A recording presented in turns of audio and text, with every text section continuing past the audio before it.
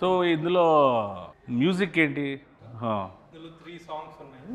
Okay. 3 songs చాలా అదిరిపోయినాయి songs. RR మాత్రం ఆయనతో డ్యూయట్ పెట్టాలని మీకు ఎందుకు అనిపించింది? డ్యూయట్ ఉందా అన్న ఇందులో? చెప్పు. ఉందా డ్యూయట్ ఉందా? డ్యూయట్ లేదు. పెళ్లికాని ప్రసాద్ అంటే డ్యూయట్ కూడా లేదు. Very good. చాలా డెడికేటెడ్గా చేశారు సాంగ్స్ కూడా. అన్న నిజంగా ఒక విషయం చెప్పాలంటే రెండే సాంగ్స్ ఉన్నాయి.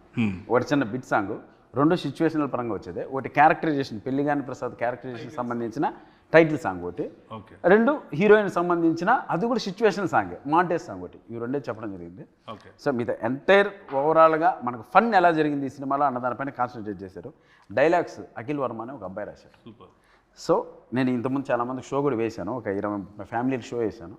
ఆ మారుతిన్న కూడా చూశారు కాబట్టి చూసిన వెంటనే ఆ అబ్బాయి ఎవరో కానీ ఒక మంచి లైఫ్ ఉంది అఖిల్ వర్మకి, కథ ఎవరు రాశారు అన్నారు. లోహిత్ అని ఇంకొక అబ్బాయి రాశారు. సో వీళ్ళు ఈ జనరేషన్ తగ్గట్టు చాలా మంచి కథ రాశారు.